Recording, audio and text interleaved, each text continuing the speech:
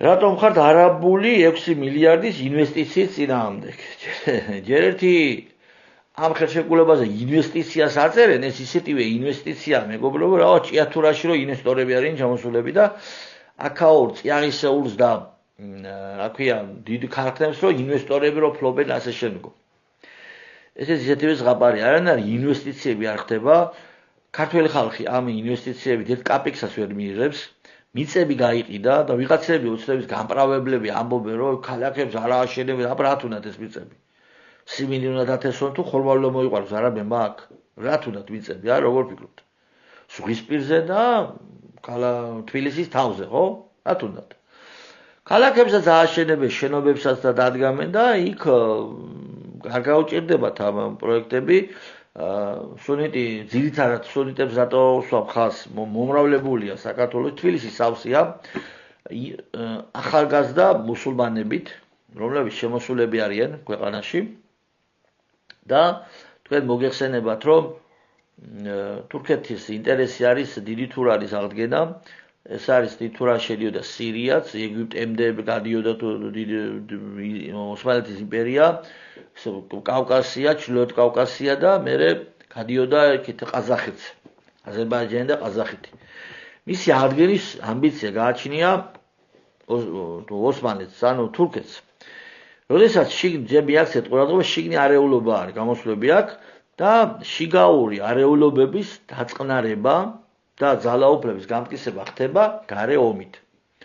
სწორედ ამ ლოგიკით ვამბობდი 2008 წლის მაისში, რომ ხელისუფლება დაიწყეს საომარ-მოქმედებების ცხინვალის ან სოხუმის მიმართულებით თქო, ვამბობდი ამათ ჩემს მეგობრებში. სწორედ ამ ლოგიკით. ასე რომ ერდოღანს დღეს აქვს პრობლემა ძალაუფლების შესაბამისად სირიის გარკვეული ნაწილის მიერთება და გაკონტროლება ეს მას ქულებს აძლევს და მეორე მოსაზღვრე სახელმწიფო, რომელიც ადვილად ჩასაყლაპია, შედარებით ადვილად ჩასაყლაპი ოსმალეთის მიერ ეს არის საქართველო. ბათუმი, აჭარა და დანარჩენი საქართველო. ამდენი რაოდენობის ახალგაზრდა საომარი ასაკის მქონე ახალგაზრდა წმენით მუსულმანი სუნიტი შემთხვევითი არ არის საქართველოს ტერიტორიაზე. ეს არ არის შემთხვევითი მოვლენა.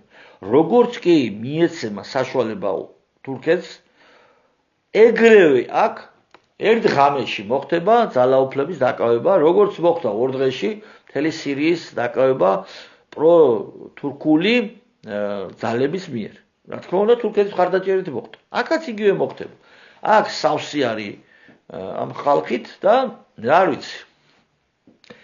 შესაბამისად, აქ უკვე არაბები და თურქები საერთოდ კონკურენტები იყვნენ ერთმანეთისგან, მაგრამ ისტორიულად არის კონკურენტები ირანი, არაბეთი და თურქეთი. მოსულოს საყაროში. თუმცა კაცმა არ იცის აქ რა ეს ხალხი, ამდენი ხალხი, რა იცი როგორ თქვა. ამ 6 მილიარდი რო შემოვა კიდე აზიიდან და ამდენი აზიელი რო უკვე შემოსულია საცხოვრად არალეგალად საქართველოში. ეს 6 მილიარდი ქართველებთან მივა თუ მათთან? რომელი უფრო ისარგებლებს, როგორ ფიქრობთ? რომელი უფრო გაძლიერდება, რომელი მხარე? და თუ კი ამ 30 წლის განმავლობაში დასავლეთმა 4 მილიარდით აკონტროლა საქართველო. 6 მილიარდით აზია აღმოსავლეთი ვერ გააკონტროლებს საქართველოს. გააკონტროლებს და მე როგორ გააკონტროლებს. ამიტომ ეს საფრთხე არის არანაირი ინვესტიციები, ეს ყოველ შემთხვევაში ქართველების სასარგებლო ინვესტიციების არ ხდება. ეს ხელშეკრულება გაფორმებულია თვითონ როგორც მოგეხსენებათ ხელისუფლება საქართველოს დღეს ვაჭრები მართავენ და რაღაც ფინანსური დაინტერესების გამო სათავეში ადგეს საქართველოში.